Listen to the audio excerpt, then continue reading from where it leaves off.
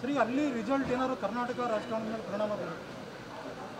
ಯಾವ ರಾಜ್ಯದಲ್ಲೂ ಪರಿಣಾಮ ಬೀರುತ್ತೆ. ಬಟ್ ನೀವು 100 ಸಾರಿ ಹೇಳಿದ್ದೀರಾ ಸರ್, ಏನೋ ನವೆಂಬರ್ ಇಲ್ಲ ಡಿಸೆಂಬರ್ ಇಲ್ಲ ಅಂತೇಳಿ. ಬಟ್ ಪದೇ ದಿನ ಅದೇ ಚರ್ಚೆ ಆಗ್ತದೆ. ಏನು ಅದೇ ನವೆಂಬರ್ ಕ್ರಾಂತಿ ಬಗ್ಗೆ ಪದೇ ಚರ್ಚೆ ಆಗ್ತಾ ಇದೆ. ಎಲ್ಲಿ ಕ್ರಾಂತಿ ಇಲ್ರಿ? ಕ್ರಾಂತಿ ಅಂದ್ರೆ ಏನು? What do you mean by kranti? ಅವರ ಪ್ರಕಾರವಾಗಿ ರೆವಲ್ಯೂಷನ್ ಅಲ್ವಾ? ರೆವಲ್ಯೂಷನ್ ಆಗುತ್ತಾ? ಕ್ರಾಂತಿ ಅಂದ್ರೆ ಏನಪ್ಪ? ಬದಲಾವಣೆ ಕ್ರಾಂತಿ ಅಲ್ಲ ನೋಡ್ರಿ.